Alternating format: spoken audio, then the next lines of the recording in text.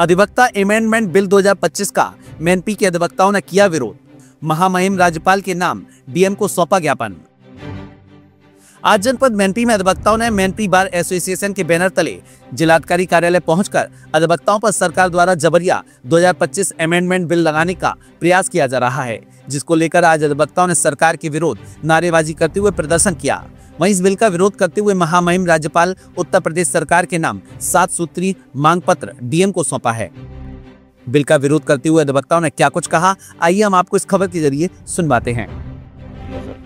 Actually केंद्र सरकार जो है हमारे अधिवक्ता अधिनियम में संशोधन करना चाह रही है और उस अधिनियम के माध्यम से हम लोगों को बिल्कुल पंग बनाया जा रहा है, क्योंकि हमारी एक स्वतंत्र बॉडी है। अधिवक्ता अधिनियम के आधार पे हमारी एक स्वतंत्र बॉडी है, जिसके आधार पे बार काउंसिल ऑफ इंडिया कार्य करती है जी, जिसमें कि गवर्नमेंट की मंशा है कि इसमें अपने सरकारी लोग सरकारी नुमाइंदे भेज के हम अधिवक्ताओं के दबाव बनाया जाए एक स्वतंत्र रूप से। जिस तरीके से हम गरीब शोषित वंचित लोगों को न्याय दिलाते हैं वो हम न दिला सकें, अधिवक्ताओं पर लगातार दबाव बनाया जा सके, किसी भी प्रकार से स्वतंत्र बॉडी जो है अपनी कार्य ना करे और इसमें सरकार की मंशा के अनुसार हम लोग कार्य करें, जो कि इसका हम लोग विरोध करते हैं उस संशोधन का।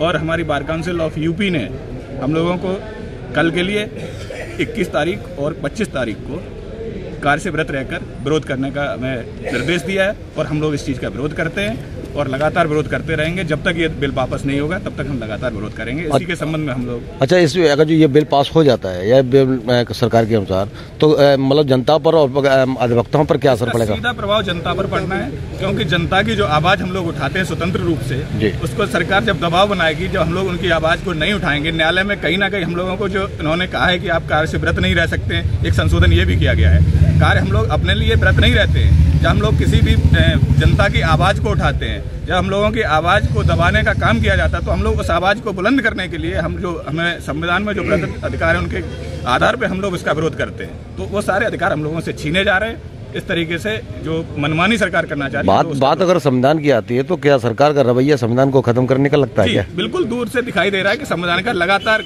दबाव बनाया जा रहा है। हर वर्ग पे पहले किसानों को छेड़ा गया, हर वर्ग को छेड़ा गया, अब अंतिम पायदान अधिवक्ता बचा है तो उसको भी छेड़ा जा रहा है और लगातार उस पर दबाव सरकार जो है अधिवक्ता जो एक्ट है उसमें जो है संशोधन बिल लाना चाहती है। उसका प्रस्ताव उन्होंने तैयार भी कर लिया है और संसद में पेश करके उसको पास कराना चाहती है। एक्चुअल में पूरे देश में सारी बॉडियां केवल अधिवक्ताओं को छोड़ के सब उन्होंने अपने अधीन कर लिया है और जैसा चाहते हैं वैसा करते हैं और उनसे कराते हैं।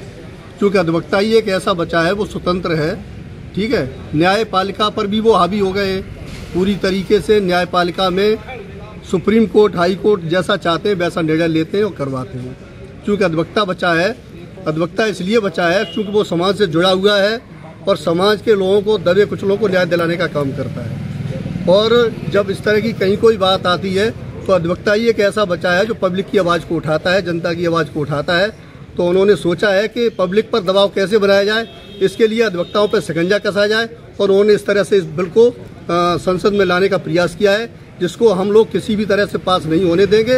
हर हालत में उसका विरोध कर रहे हैं और इसलिए निंदा प्रस्ताव हमने महामहिम राज्यपाल, राष्ट्रपति और क्या नाम जो chief justice high court, chief justice of India सबको भेजा है और लगातार पूरे देश में सभी जिले के और तहसील स्तर पर बराबर धरना प्रदर्शन चल रहे हैं। हम लोग किसी भी तरह से इस बिल को पास नहीं होने देना चाहते। अजय, इसके बावजूद भी अगर जो सरकार अपनी मनमानी कर रही है तो ये आपका संगठन क्या करेगा पूरे यूपी में? सरकार को हम लोग मनमानी नहीं करने देंगे। एक हम ही लोग ऐसे बचे हैं जो सरकार को अपनी मनमानी नहीं करने देंगे।